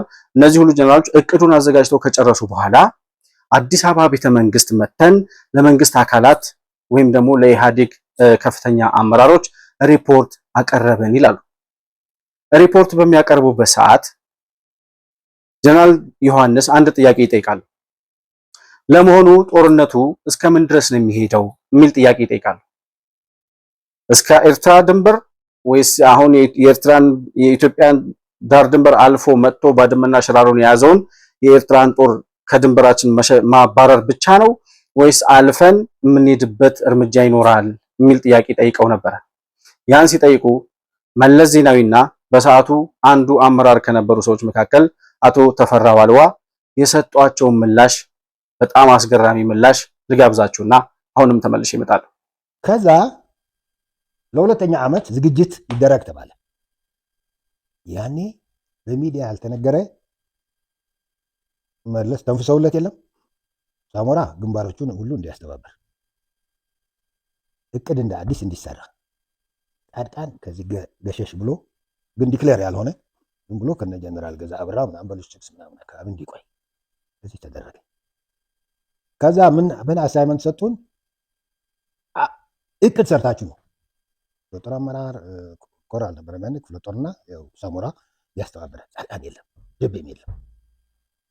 አክሱም ተደብቀን 2 ሳምንት ነው ይመስለኛል እቅድ በደንብ ሰርተን አመጣን። እነማን እንደነበራችሁ መጥቀስ ይቻላል? አዎ እዛ እኔ ሳሞራ፣ ታደሰ ወልድመድህን፣ ሰዓረ፣ አበባው፣ አለምሸት፣ ጀነራል መሐመድ ማን መሐመድ ተሰማ የዛ ጊዜ ኮሎኔል ነበር መሰለኝ አይመስለኝም። መሐመድ ተሰማ መኖሩ አይዳወት ክፍለ ጦር አመራር እና ሊትል ሲኒየር የነበርነው ሰዎች ነን። ሌሎችም ኖሮ ሊሆን ይችላል። እቅዱን ግን እንዴ በቃ ከሙያ አኳያ ውሰደው ሰርተን አመጣን። እዚህ አዲስ አበባ ቤተመንግስት እቅዱን እንድናቀርብ የኢህአዴግ ከፍተኛ አመራር ባለበት ስብሰባ ተጠራ። እዛ መጣን። እቅዱን በዝርዝር አስቀመጥ። ያኔ እኔ አንድ ጥያቄ አነሳሁ። ምክንያቱም እንደ መንግስትም እንትኑ ግልጽም እንዲሆን ፈለጉ። ጦርነቱ እስከ የት ነው የሚሄደው የሚል ሁለት ሰዎች ሁለት የተለያየ መልስ ሰጡ። አቶ ተፈራ እስከ ቀይ ባህር አለ። መለስ እስከ ቻላችሁት አለ። የሁለቱ አልጣመኝም እውነት ለመናገር። እስከ ቻላችሁት ማለት ነው? አዎ እሱ እኮ ነው የምልህ። እስከ ቻላችሁት የት ትችላላችሁ አለ። ተፈራ ግን ከልባቸው ነበር አሰብ። ተፈራ ደግሞ አሰብ አይደለም እስከ ቀይ ባህር ማለት ሻዕቢያ ይጥፋ ነው መሆንም የነበረበት እኮ እሱ ነው። ግን የሰራው እስከ ቻላችሁት እስከ ቻልነውም አይደለም ይሄድ ነው እንዳንችል ነው የተደረገው። አሰብ አልተነሳም። አሁን ጻድቃን ዝም ብሎ አዝናለሁ። ስብሰባው ላይ ነበረ ጻድቃን? አዎ ነበረ። አሰብ እንዳውም ያልነው በጣም ሞቃታማ መሬት ነው። አየህ በሞቃታማ መሬት ልትዋጋ ለዛ የሚሆን ከፍተኛ ዝግጅት ያስፈልጋል። ለየት ያለ እኛ በወይን አደጋና በደጋ ነው መዋጋት የምንችለው ብለናል። አሰብን ዝም ብለን የአሰብ ግንባር ሆልድ ነው የምናደርገው። አሰብም ደግሞ የጋራ እንዲሆን ምናምን እንዲሆን እቅዱ ሻዕቢያን ወደ ቀይ ባህር ሻዕቢያ ብቻ የኤርትራ ኃይል እንዳይሆን ጻድቃን ምንም ማሰብ አላቀረቡም። አረኪታ ነው አሁን እቅዱ የጸደቀው ይሄ ነው። አሰብ ለብቻው የተከራከረ የለም። እንዲያውም እኛ ደግሞ ከሞያ አኳያ ምን አለ መሰለህ ሀሩራማ መሬት እና የአየር ንብረት የሚዋጋ ኃይል አላዘጋጀንም። ይኸውልህ በዛ የሚዋጋ ኃይል ኤርፎርስ የኮማንዶ የሚባለው የሉ ኤርቦርን ኮማንዶ ልዩ እንትን የመቋቋም ችሎታ አድርገህ ያዘጋጀው ለአመታት ያዘጋጀው እኛ ያለማድረግ እኮ ያለ ወታደር እኮ ነው የተወረን ነው። እነሱ ጻድቃን እኮ መከላከያ ሆነው ሰራዊት አልባ አገር እኮ ነበር የምንፈጥረው። እኛ 40-50 ሺህ በቁጥር ወታደር ይዘን ከ200 ሺህ በላይ ተዋጊ ይዞ እኮ ነው ኢሳያስ ዥው ብሎ የገባብን። ይህን አይደለም የሚያወራው አሁን ይሄ የአፍሪካ ጀነራል ጻድቃን ይሄ አይደለም የሚያወራው ገባ። ይህን አይደለም የሚያወሩት ማለት ነው። ስለዚህ ቡሬ አልተነሳም። ለምንስ ቡሬ እናነሳለን? ሻዕቢያ እኮ በዋናው እኮ ፍላጎታችን እሱ ነው። አስመራ እንሄዳለን፣ ማሳዋ እንሄዳለን እኮ ነው። መሄድም እንችል ነበር። ያዘጋጀነው አክሱም አዘጋጅተን ያጸደቅነው እቅድ ከበቂ በላይ ነበር ለሻዕቢያ። ቡሬ አሰብ አይደለም የሚያስፈልገው። በጣም በሚያስገርም ሁኔታ፣ በጣም በሚያሳዝን ሁኔታ ይሄንን ታሪክ እሳቸው ባይኖሩ ኖሮ፣ እሳቸው ይሄንን ታሪክ ባይጽፉት ኖሮ እስከ ዛሬ ድረስ ራሱ ለምን ሳይነገር እንደቆየ በጣም የሚያሳዝን ሆኖ አሁንም ጀነራል ዮሐንስ ባይናገሩት ኖሮ ተደብቆ ሊኖር ነበር ወይ የሚል ጥያቄ እናነሳለን። መለስ ዜናዊ ምን እንዳለ ሰማችሁ? ጦርነቱ እስከ የት ድረስ ነው የሚሄደው ብለው ሲጠይቁት እስከ ቻላችሁት ድረስ ብሎ ነው መልስ የሰጠው። እስከ ቻላችሁት ድረስ ማለት ባድመና ሸራሮንም አስመልሳችሁ አቅማችሁ ከደከመና አንችለውም ሻዕቢያን ካላችሁ መመለስ ትችላላችሁ። እስከ ኤርትራ ድንበርም ሄዳችሁ ኢሳያስ አፈወርቂን ገልብጠንም አንስተን እስከ ምጽዋም እስከ አስመራ መንገባለን ካላችሁ እስከ ቻላችሁት ድረስ። እንደዚህ ማብራሪያ እንኳን አልሰጠም። እስከ ቻላችሁት ድረስ ነው ያለው። ተፈራ ዋልዋ ግን ምንድን ነው ያሉት? እስከ ቀይ ባህር ድረስ ይሄዳል ጦርነቱ ነበር ያሉት። እና በዚህ ሂደት ውስጥ አሰብ የውጊያው ወይም የጦርነቱ ዓላማ አልነበረም። እቅዱ አልፎ ያዘጋጀነው እቅድና የሰራዊቱም አቅም በዛን ሰዓት የነበረው የኢትዮጵያ አቅም እስከ አስመራ የመሄድ ምጽዋን ተሻግሮ የመሄድ ሻዕቢያን ከቦታው ላይ የመገልበጥ እና ለኢትዮጵያም ለኤርትራ ሕዝብም የሚጠቅም ሌላ አመራር በኤርትራ ሕዝብ ዙፋን ላይ ወይም በኤርትራ ስልጣን ላይ እንዲቀመጥ የማድረግ ስትራቴጂ ነበር የተነደፈው። እና በዚህ ሂደት ውስጥ አሰብን መመለስ አለበት ከሚል አስተያየት በስተቀር የአሰብን ወደብ ማስመለስ አለብን የሚል ትግል በጀነራል ጻድቃን በኩል ሲደረግ አልነበረም ይላሉ። ምክንያቱም አሰብ አንዱ የጦርነቱ አካል እንጂ ዋና አጀንዳ ተደርጎ የሚያዝ አልነበረም። ዋናው አጀንዳ እስከ ኤርትራ ዋናው ስልጣን ላይ ያለው ሻዕቢያን እስከ መገልበጥ ድረስ የሚሄድ ነበረ። ስለዚህ እስከዛ ድረስ የሚሄደውን ጦርነት አሳንሶ አሰብን መመለስ አለበት የሚል እንቅስቃሴ ወይም በዛ ደረጃ የነበረ እሰጥ አገባና ክርክር አልነበረም። እና ጀነራል ጻድቃን ከየት አምጥተው ነው እንደው የነበረ ሰው ምስጢሬን ያወጣብኛል እንደው የሚያቅ ሰው ይናገራል አይባልም ወይ ያላሉትን ነገር ከሆነ እያሉ ያሉት ምናልባት ወጥተው ነገ ከነገ ወዲያ የማስተባበል እድል ይኖራቸዋል ማስተባበል ከፈለጉ። ካልሆነ ግን ጀነራል ዮሐንስ በእርግጠኝነት እንደሚናገሩት ጀነራል ጻድቃን እንዲያውም የኢትዮጵያን ጦር ወታደር አልባ አድርጎ ሰራዊት አልባ አድርጎ ወታደር የሌለው ሰራዊት የሌለው መከላከያ ነበር ሲመሩ የነበረው ይላሉ ስዬ አብርሃና ጀነራል ጻድቃን ገብረትንሳኤ። እንግዲህ ይሄ አዙሪት የሚለው የጀነራል ዮሐንስ መጽሐፍ እንድታነቡት ጋብዛለሁ። ይሄንን ኢንተርቪው ደግሞ ከአርአያ ተስፋ ማርያም ጋር ያደረጉትን ሙሉ ኢንተርቪው እጅግ በጣም አስተማሪ እጅግ በጣም ምርጥ ሐሳቦች የተነሱበትና ብዙ ሚስጥሮች የወጡበት ስለሆነ እንድታዳምጡትም እጋብዛለሁ። ሙሉ ዝርዝሩን እዛ ላይ ስለምታገኙት ማለት ነው።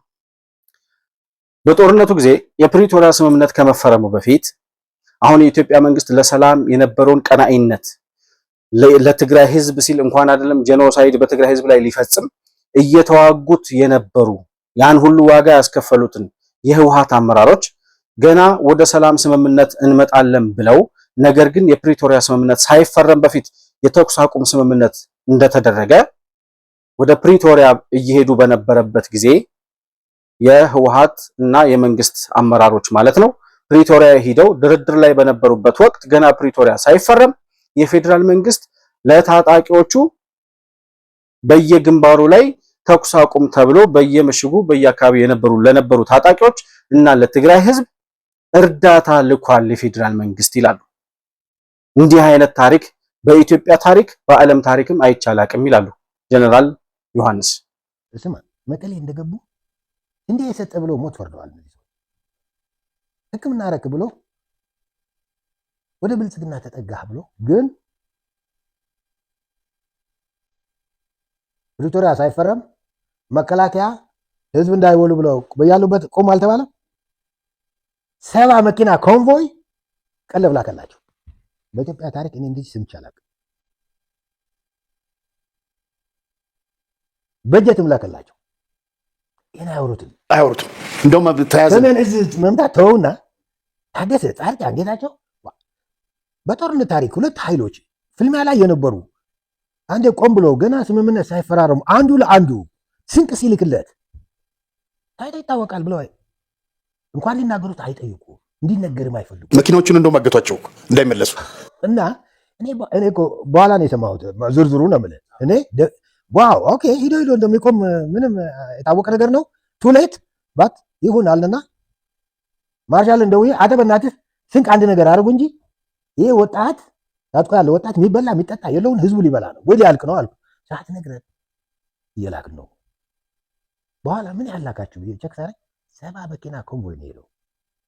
ጦርነቱ እኮ ማለት ፕሪቶሪያ እኮ ገና ነው አልተፈረመም። አሁን የትግራይ ኤሊት አያወራው። እነሱ ደግሞ እንዲሰማም አይፈልጉ። እንደዚህ አይነት መንግስት አይቻል አቅም እንደዚህ አይነት ታሪክ በኢትዮጵያ ታሪክ ሰምቼ አላቅም። እየተዋጋህ የነበረውን እያጠቃህ እየገደለህ የነበረውን አካል ገና የሰላም ስምምነት ሳይፈረም በፊት እርዳታ የሚልክ መንግስት አይቻል አቅም በታሪክ ይላሉ። ሆኖም አያቅም። አሁን ህወሓቶች እቺን ነገር አይናገሯትም። እንደውም የፕሪቶሪያውን ስምምነት የፈረምነው እኛ ነን አስገድደነው በጉልበት ነው የሚሉት እነሱ። ይህን የሚያምን ደግሞ የነሱ ተከታይ ደህና ቁርጥ ተከታዮች ደግሞ አሏቸው እና እንደዚህ አይነቱን እውነት አይናገሩትም። በተደጋጋሚ የኢትዮጵያ መንግስት ለትግራይ ህዝብ ሲል የከፈለውን ዋጋ ሰላም እንዲመጣ የነበረውን ቀናኢነትና ፍላጎት በተለይ እና አቶ ጌታቸው ረዳ የፕሪቶሪያው ስምምነት ከመፈረሙ በፊት ወደ ጦርነት የገባንበት ዋናው ምክንያት የሰሜን እዝ ሲጠቃ የሰሜን እዝ ላይ እርምጃ ሲወሰድ ትዕዛዙን የሰጠው ማን ነው? ጦርነቱን ቀድሞ የጀመረው ማን ነው? በትግራይ ህዝብ ላይ ጄኖሳይድ የኢትዮጵያ መንግስት ፈጽሟል ወይ የሚሉ ወሳኝ ጥያቄዎችን እነ ጀነራል ጻድቃን ከህወሓት ጋር ተለያይተናል የሚሉ ሰዎች አይመልሱም። ይሄንን ጥያቄ ለምንድን ነው መልስ የማይሰጡት ለዚህ ብሎ አርአያ ተስፋ ማርያም ጠይቋቸው ነበር። ስለ እውነቱ እስቲ እንምጣ። እነ ጻድቃን ለምንድን ነው የሰሜን እዝ የተመታበትን እውነቱን የማይነግሩን? መከተ ምን ማለት ነው? አንተ ትግራይ ምን ይዛ ልትመክት? ምን ይዘው ሊመክቱ? አሁን እኮ ምን ሆነ መሰለህ? አሁን የተፈጠረው ነገር እኮ አሁን ትግራይ እንትን ሆነዋል። የሆነ 50 ዓመት እንበለው በኋላ የተፈጠረው የፖለቲካውና የትርክቱ እስረኛ ሆነዋል። እና አምላኪ ነው ደግሞ ትግራይ እኔ እንዳየው አምላኪ ነው በጣም ሜይቢም ሂዶ ሲንድሮም ስቶክሆልም ሲንድሮም የሚባል በሽታ አለ። ገዳይህን እንደ ጊዜ ማየት ወደዚህ አምላኪነቱ ወደዚህ ሄደዋል። እነ ጻድቃን ያ ያስጨረሱት ያፈሰሱት ደም ያ ሰሜን እዝ ኧረ አናቅም ኧረ ሊሉህም ይችላሉ። አናቅም አልሰማንም። እኔ እኮ እዚሁ ሲያጦዙት እኮ እኔ እኮ አወራ ነበር። ጌታቸው ረዳ እኔና ጌታቸው አሰፋ ጦርነቱን አናቅም እና አሁን እሱ እኮ ነው ያልኩ እየተናገሩት ያሉ ህብረተሰብ መሆኑ ሰው መሆኑ የሚያስብ መሆኑ ልጆቹን ያስበሉበት መሆኑ አጥንትና ስጋውን የለያዩት መሆኑ ሰዎች ይህን ክደዋል። ከዚህ ተፋተዋል። ኢማን ቫልዩ ብቻ በቂ ነበር ያልኩ ይሄ ነው። እኛም ብዙ ጊዜ ጠይቀናል ይሄን ጥያቄ። በጣም በሚገርም ሁኔታ ለምንድን ነው እነ ጀነራል ጻድቃን እነ አቶ ጌታቸው ረዳ ከህወሓት ጋር ተለያይተናል የሚሉ ከሆነ ጄኖሳይድ የፈጸመ አካል አለ ወይ በትግራይ ህዝብ ላይ? የኢትዮጵያ መንግስት በትግራይ ህዝብ ላይ ጄኖሳይድ የመፈጸም ፍላጎት ነበረው ወይ? ያንን ፈልጎ ነው ወይ? በትግራይ ህዝብ ላይ ጄኖሳይድ ለመፈጸም የትግራይ ህዝብን ለማጥፋት የተደረገ ጦርነት ነበር ወይ? ማን ነው መጀመሪያ ጦርነቱን የጀመረው ተብሎ ሲጠየቅ አቶ ጌታቸው ረዳ እኔ አላቅም፣ እኔና ጌታቸው አሰፋ አናቅም ነበር ይላል። ከዚህ ፊት እሱ ራሱ ሲናገር ሰምተናል። እነ ጀነራል ጻድቃንም ማን እንደጀመረው አያውቁም። እንግዲህ እነ ጀነራል ጻድቃን ማለት የቲዲኤፍ አመራሮች ነበሩ የዛን ሰዓት። ነገር ግን ሰሜን እዝ ሲመታ ከህወሓት ጋር ተነጥለናል የሚሉ ሰዎች እነ ሴኮ ቱሬ አምነው መብረቃዊ ጥቃት ፈጽመንበታል ብለው የተናገሩትን ነገር እነ ዶክተር ደብረጽዮን ያመኑትን ጉዳይ እነ ጀነራል ጻድቃን ሲናገሩ ማንሰማው ለምንድን ነው? እነዚህ ሰዎች በእርግጥም ከህወሓት ጋር ተለያይተዋል ብለን እንዴት እንመን? ዛሬስ አዲስ አበባ ተቀምጠው ለትግራይ ህዝብ የሚጠቅም ነገር እየሰሩ ነው ወይ? እንዲያውም የፌዴራል መንግስት ከትግራይ ህዝብ ጋር እንዳይገናኝ አጥር ሰሩለት እንጂ ለትግራይ ህዝብ ምን ጠቀሙት ይላሉ ጀነራል ዮሐንስ።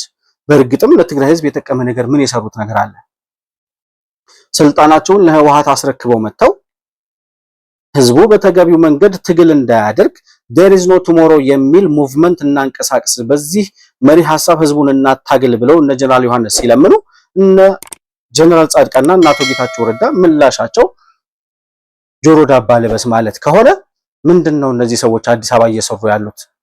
የህወሓት አንድ ክንፍ መሀል ሀገር ተቀምጦ የራሱን ሴራ እየጎነጎነ ነው ወይስ አሁንም የትግራይን ህዝብ ወደ ሌላ አደጋ ለመክተት ሌላ ከህወሓት የተሻለ እንደገና የባርነት አገዛዝ በትግራይ ህዝብ ላይ ለማምጣት የራሳቸውን አጀንዳ የራሳቸውን ፍላጎት ለማስፈጸም በትግራይ ህዝብ ስም የሚነግዱ ሌላ ህወሓቶች ናቸው? ወላ ስምረት ብለው ወላ እነ ጀነራል ጻድቃን የሚመሩት የሰላም ፈላጊዎች ንቅናቄ ምናምን የሚባለው ህብረት ለትግራይ ህዝብም ለኢትዮጵያም የሚጠቅም ነገር አንድም ነገር ሲናገሩ አልሰማንም፣ ሲሰሩ አላየንም። እስካሁን ድረስ ከወሬ ያለፈ ተግባር ላይ ያገኘንበት ምንም አይነት ጠብ የሚል ነገር ስላላየን ማለት ነው። 50 ዓመትና ከዛ በላይ ለሚበልጥ ጊዜ የትግራይ ህዝብ ነፃ አውጪ ነኝ ብሎ ነገር ግን የትግራይን ህዝብ ወደ ባርነት አስገብቶ ልጆቻቸውን እየገደሉ ልጆቻቸውን እያሰቃዩ ልጆቻቸውን መስዋዕት እያደረጉ ነገር ግን ምንም የማይመስላቸው በእልቂትና በጦርነት ውስጥ የሚኖሩ በትግራይ ልጆች ደም እነሱ የራሳቸውን ስልጣን እያራዘሙ መኖር የሚፈልጉ ምንም አይነት ሀዘኔታና ርህራሄ ለህዝብ የሌላቸው በዛ ችግር ውስጥ ደግሞ ህዝቡ እንደዚህ አይነት ችግርን ተላምዶ እንዲኖር ያደረጉበት መንገድ እጅግ በጣም ከባድ መሆኑን ያስረዱበት ሁኔታ ነው ያለው። ነፃ አውጪ ነኝ የሚል የየትኛውም ብሔር ነፃ አውጪ ነኝ የሚል አካል ምንም ጠላት ባልመጣበት ሁኔታ ጠላት መጥቶብሃል፣ ተከባሃል፣ ከነዚህ ጠላቶች ደግሞ ነፃ ማውጣት እኔ ነኝ ብሎ የአንድ ህዝብ ወይም የአንድ አካባቢ ወኪል ነኝ ብሎ የሚወጣ የትኛውም አካል መጀመሪያ የሚጨቁነው የራሱን ህዝብ ነው። ነፃ አውጣለሁ ያለውን ህዝብ ነው መጀመሪያ ወደ ባርነት የሚከተው። ነፃ አውጪ ነኝ ያሉ ህወሓቶች የትግራይን ህዝብ ያስከፈሉትን ዋጋ እዩ። የኦሮሞ ነፃ አውጪ ነኝ ያለው ኦነግ የኦሮሞን ወጣቶች ያስከፈለውን ዋጋ ተመልከቱ። ዛሬ ዘረኝነት ፋሽን ሆኖባችሁ የእንትና ነፃ አውጪ የሚባሉ አዳዲስ የተፈለፈሉ ነፃ አውጪዎችን የምትደግፉ ሰዎች የትግራይ ህዝብና የኦሮሚያ ህዝብ በኦነግና በህወሓት አሁን ደግሞ በአማራው ሸኔ የአማራ ህዝብ እየከፈለው ያለውን መስዋዕትነት ተገንዝባችሁ ከዚህ አይነት የጥፋት እንቅስቃሴ ታቀቡ። ለምንድን ነው ብዬ ጠይቃለሁ ይላሉ ጀነራል ዮሐንስ። ለምንድን ነው ይህን ያክል ህዝብ እያለቀ የራሳቸውን ህዝብ እየጨረሱ ለምንድን ነው የማይጸጸቱት? ለምንድን ነው የማይሰማቸው? አንድ የሆኑ ወታደሮችን የሚመራ ጀነራል ወታደሮቹ ሲያልቁ ከተመለከተ ለነዚያ ወታደሮች እንደዚህ አይነት ግፍና መከራ ሰቆቃ ሲፈጸም የተመለከተ ወታደር እንዲያውም ህመምተኛ ነው ሊሆን የሚችለው፣ አእምሮ ጤነኛ ሊሆን አይችልም። ከዛ በኋላ እነዚህኞቹ እኮ ምንም አይነት ስሜት አይሰማቸውም ይላሉ።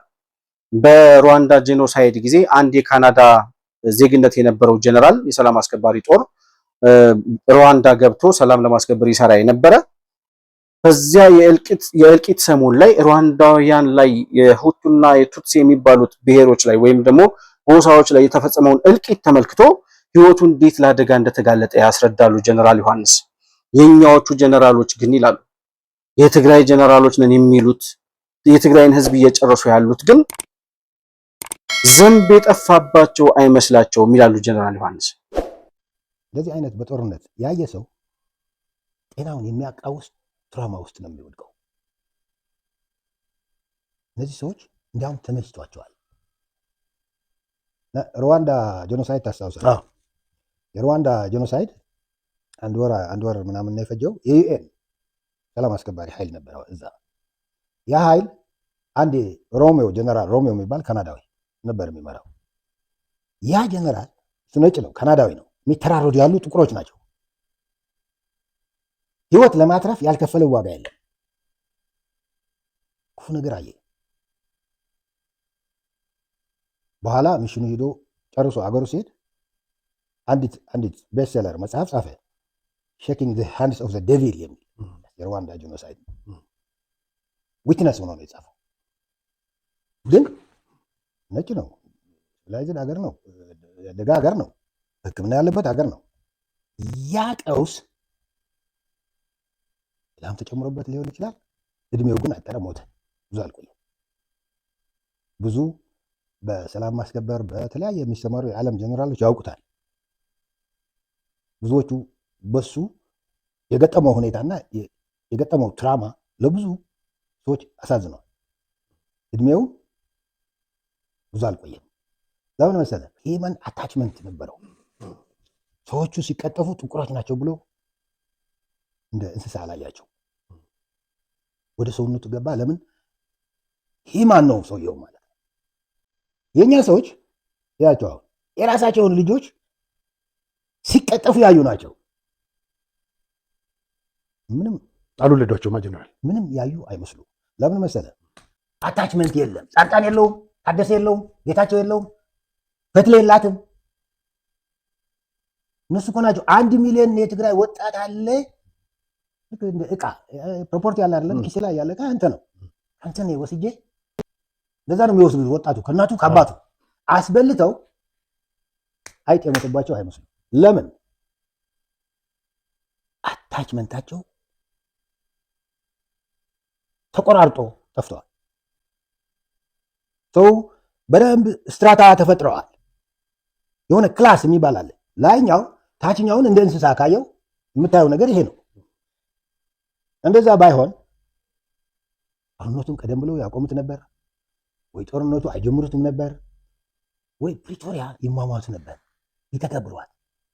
ከዚህ በላይ ማስረጃ፣ ከዚህ በላይ እውነቱን የሚያውቅ፣ ከዚህ በላይ ስለ ህወሓት አጥፊነት የሚናገር በማስረጃ የሚገልጽ ውስጣቸው የነበረ አደረጃጀታቸውን፣ አመሰራረታቸውን፣ ሁኔታቸውንና ማንነታቸውን የሚያውቅ ሰው ከየት አምጥተን ምስክር እናቅርብ? ስለ ህወሓት የትግራይ ህዝብ አጥፊነት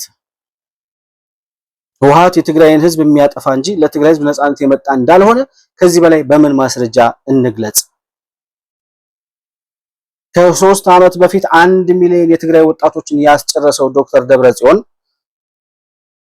የትግራይ ወጣቶች ግንባር ገብተው ከመከላከያ ሰራዊት የሚመጣባቸውን እልቂት መቋቋም አቅቷቸው ወደኋላ ሲሸሹ የሚመለሱትን የትግራይ ወጣቶች ከኋላ ሆነው በጥይት ሲገድሉ የነበሩት እነ ምግበይ ዛሬ ለሌላ ዙር ጦርነት የትግራይ ልጆች ከዚያ እልቂት የተረፉትን የትግራይ ወጣቶች እንደገና ለሌላ ጦርነት ለሌላ እሳት ለመማገድ ዛሬም እንደዚህ ሲሰሩ እየተመለከተ እነዚህ ሰዎች የትግራይ ጠላቶች እንጂ የትግራይ ነፃ አውጪዎች አይደሉም የሚለውን ነገር ኮንፈርም የማያደርግ ሰው ወይ ህወሓት ነው ወይ ሻዕቢያ ነው ወይ የነሱ ፍርፋሪ ለቃሚ ነው።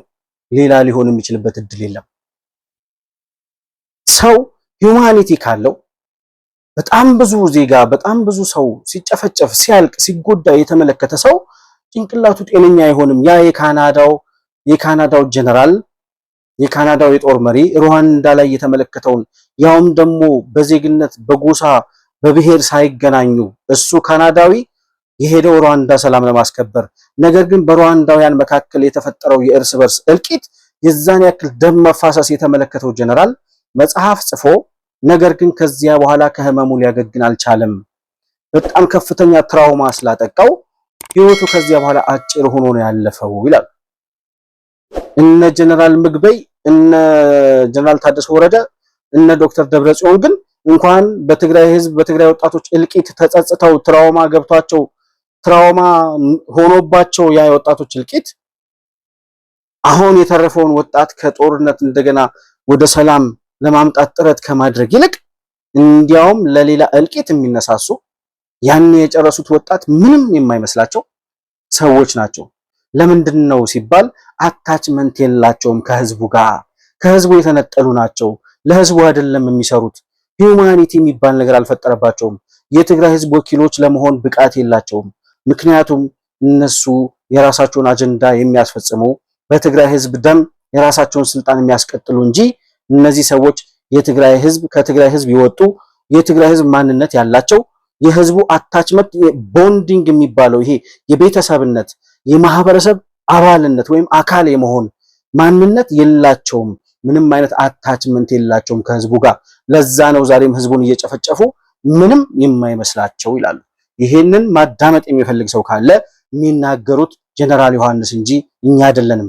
ጀነራል ዮሐንስ የህወሓት የትጥቅ ትግል ውስጥ አብረው የነበሩ የህወሓት የትግራይ ነፃ አውጪ ግንባር የሚባለውን ቡድን ከ66ቱ አብዮት ጀምሮ አብረው ተቀላቅለው ሲታገሉ የኖሩ ከዚያ በኋላ ግን እየሄዱበት ያለውን የጥፋት መንገድ ተረድተው ወደ ኢትዮጵያዊነታቸው ያደሉ ሰው ናቸው።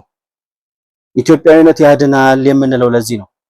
እነዚያ ሰዎች ግን አታችመንት የላቸውም። በእርግጠኝነት ደግሞ መናገር እንደምንችለው እነ ሞንጆሪኖ፣ እነ ስብሃት ነጋ፣ እነ ዶክተር ደብረጽዮን፣ እነ ዓለም ገብረዋህድ አሁን ህወሓትን እየመሩ ያሉ ሰዎች በሙሉ ኤርትራውያን እንጂ ኢትዮጵያዊ ማንነት እንደሌላቸው በተለያዩ ማስረጃዎች ሲወጣ ተመልክተናል። እኛም ከዚህ በፊት የሰራነው መረጃ እንደነበር ታስታውሳላችሁ ብዬ አስባለሁ። ከትግራይ ህዝብ ጋር የሚያያይዛቸው ቦንድ የሚያያይዛቸው ትስስር ስለሌለ የፈለጉትን ይጨፈጭፋሉ፣ ዛሬም የፈለጉትን ይገድላሉ።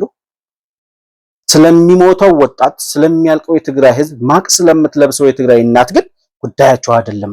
ምክንያቱም በእነሱ ደም በትግራይ ህዝብ ደም ላይ ቆመው በትግራይ ወጣቶች ደም ላይ ሬሳ ላይ ቆመው እነሱ ስልጣናቸውን ማራዘም እንጂ ሌላ ምንም ዓላማ ያላቸው ሰዎች አይደሉም።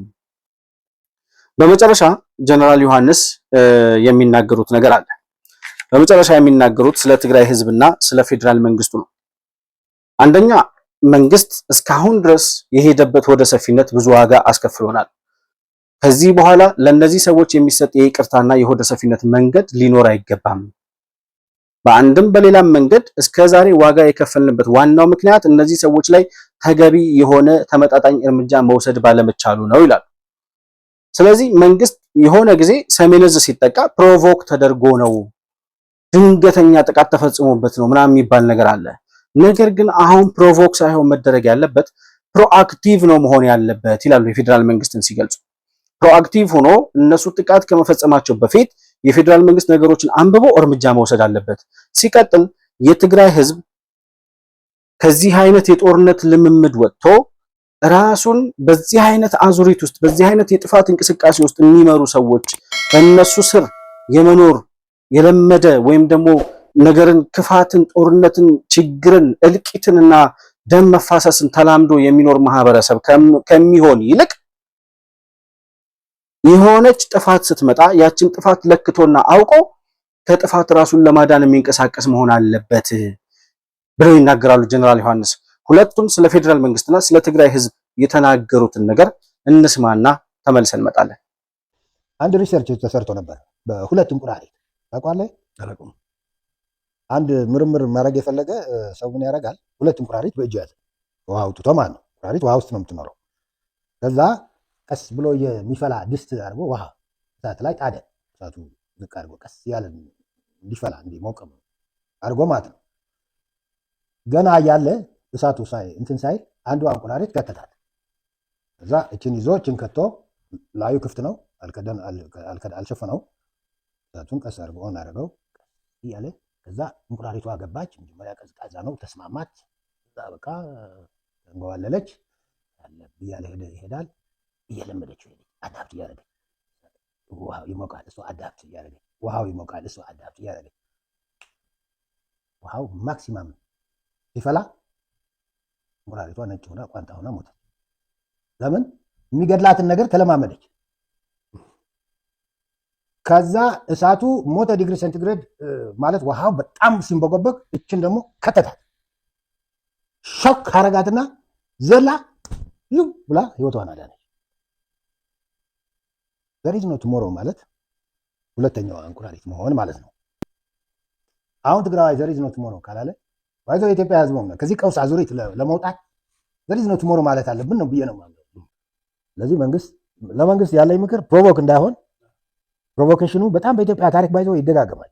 በቃ ድንገት ሶማሌ ድንገት ወረረን አንዱ እንደዚህ በዚህ አይነት ታሪኮች ብዙ ናቸው። ያሁኑም ትልቅ ቀላል እንትን አይደለም። ስለዚህ መፍትሄው ኢትዮጵያ ከዚህ አዙሪት ማውጣት ነው። መጪው አሁን የሚረገዘው ልጅ ለወደፊት የሚወለዱ ልጆች ለአሁን አይደለም እያልኩ ያለው እንድትሆን አስበን እንደ ሀገር ልንቆርጣት ከሆነ መከላከያ ከሚታጠቀው ከላሽ ውጭ ያለው ወንጀል የሚል ህግ ሊኖረው ይገባል። ከሁሉ በላይ ይሄ ትግራይ ውስጥ ያለው አይነት ሁኔታ ግን አፋጣኝ እንትን መደረግ ያስፈልጋል። የሚከፈል ዋጋም ካለ ካልኩሌትድ ፕሮቮክ ሳትሆን ሰርፕራይዝ ሳትሆን እንደዚህ የሚሰራ መንግስት ያስፈልጋል። እንደዚህ የሚሰራ መንግስት ካልኩሌትድ ከሆነ ድንገት እንትን ይሆን ከገባ ኮስቱ በጣም መጥፎ ነው። የሰሜን ዕዝ እኮ ድንገት መጣ፣ እንዴት ነው ይበላል? በላን እኮ ኢሜጃችንም አበላሸው፣ ስነ ልቦናችንም ሰበረው። ከባድ ቀውስ፣ ረጅም ጊዜ የሚወስድ ቀውስ ይዞብን መጣ። አሁንም እሱን ማስቀጠል ይፈልጋሉ። መፈቀድ የለበትም። መፍቀድ የለብኝም ካለ መፍትሄ አለው። ጀነራል ዮሐንስ ይዘው የመጡት ወይም የእንቁራሪቶቹን ምሳሌ የገለጹበት መንገድ እጅግ በጣም ወሳኝና የትግራይ ህዝብም ሌላው ኢትዮጵያዊም ሊማርበት የሚገባ ምሳሌ ነው ብዬ አስባለሁ። ነገሮችን ተላምዶ በጥፋት ውስጥ መኖር ምን ያክል ከባድ እንደሆነ የትግራይ ህዝብ አሁን የገባበትን የችግር እና የመከራ አረንቋ ተረድቶ በአግባቡ መማር ያስፈልጋል ብዬ አስባለሁ። ይህንን መረዳት የፈለገ ሰው ከ2013 ዓመተ ምህረት የጥፋት 1 ሚሊዮን የትግራይ ወጣቶች ካለቁበት የጥፋት እንቅስቃሴ መማር ይችላል። አሁን ሌላ ጦርነት ውስጥ ገብቶ እንደገና እነ ዶክተር ደብረጽዮን ሌላ እልቂት እንዲፈጥሩ፣ ሌላ ወጣት እንዲያልቅ፣ ሌላ ደም እንዲፈስ መፍቀድ የለበትም። ያን የፈጸማችሁት ይበቃል። 50 ዓመት ሙሉ የትግራይን ህዝብ በባርነት አኖራችኋል። ስለዚህ ከዚህ በኋላ ይበቃችኋል ብሎ ህዝቡ ሊያሰናብታችሁ ይገባል። ለዚህ ደግሞ መላው ኢትዮጵያዊ ፌዴራል መንግስት ተባባሪ መሆን አለበት። የፌዴራል መንግስት ወደ ሰፊነቱ በዝቷል። ፕሮቮኬሽን አይደለም መንግስትን ወደ ትግል ወደ ጦርነት ሊያስገባው የሚገባው። ትግራይ የኢትዮጵያ አንድ አካል ናት። በትግራይ ክልል እየተፈጸመ ያለው የህግ ጥሰት የፌዴራል መንግስትን ይመለከተዋል። ከሚገባው በላይ የፌዴራል መንግስት ትግራይ ገብቶ ህግ እንዲያስከብር የሚያስችለው መደላደል ተፈጥሮለታል። በተደጋጋሚ ህግ ተጥሷል። ፕሪቶሪያው ተደርምሷል። ጀነራል ታደሰ ወረደ ምንም እንኳን ከነደብረ ጽዮን ጋር ቢሆኑም ህጋዊ የሆነው በፌዴራል መንግስት የተሾመው የትግራይ ክልል ጊዜያዊ አስተዳደር በነ ዶክተር ደብረጽዮን በይፋ ፈርሷል። ጀነራሎቻቸው ከክረምት በፊት ወደ ጦርነት እንገባለን እያሉ እያስፈራሩ ነው። ከዚህ በኋላ ምን እስከሚደረግ ነው የምንጠብቀው? ፕሮቮክ ተደርጎ አይ እንደዚህ አይነት ጥቃት ተፈጸመብን ተብሎ እንደገና ሌላ ጥቃት ልክ እንደ ሰሜን ዕዝ አይነት ጥቃት እንዲፈጸም የፌዴራል መንግስት መፍቀድ የለበትም። ጀነራል ዮሐንስ እንዳሉት እኛም ደጋግመን እንደምንለው ከፕሮቮኬሽን ይልቅ የኢትዮጵያ መንግስት የፌዴራል መንግስት ፕሮአክቲቭ ሆኖ እነዚህን 10-15 የማይሞሉ በትግራይ ህዝብ ላይ መዓት እያዘነቡ ያሉ ኢትዮጵያ ከመከራ እንዳትወጣ እያደረጉ ያሉ የጥፋት ኃይሎች ተለይተው ከህዝቡ ተነጥለው የሚመቱበትን ወይ ወደ እነስዩም መስፍን ወደ ሲኦል የሚሸኙበትን ካልሆነም ወደ ቂሊንጦ የሚወርዱበትን እድል በቅርቡ የፌዴራል መንግስት መፍጠር አለበት። ከዛ ውጪ አማራጭ የለውም የሚለውን ጉዳይ አስምረን መናገር እንፈልጋለን። ጀነራል ዮሐንስ ለሰጡን ማብራሪያ፣ ለገለጹልን እውነት፣ ገሃድ ላወጡት ሚስጥር በሙሉ በመሆን መልቲሚዲያ ስም እናመሰግናለን ማለት እንፈልጋለን። የመሆን መልቲሚዲያ ቤተሰቦች የጀነራል ዮሐንስን ኢንተርቪው በአርአያ ተስፋ ማርያም የዩቲዩብ ቻናል ላይ ገብታችሁ ሙሉውን ልታዳምጡት ትችላላችሁ። እኔም እጋብዛችኋለሁ። ለዛሬ የነበረኝን ፕሮግራም ግን በዚሁ ነው የምቋጨው።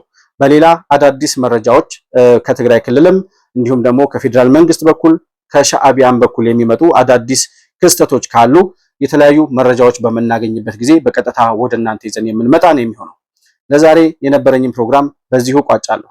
መሆን መልቲሚዲያን ላይክ፣ ሰብስክራይብ እና ሼር ማድረጋችሁን አትርሱ። በሱፐር ቻት እና በሱፐር ስቲከር እንዲሁም ደግሞ የቻናላችን ቤተሰብ ወይም ደግሞ ሜምበር በመሆን ድጋፍ ልታደርጉልን እንደምትችሉ ለማስታወስ እወዳለሁ።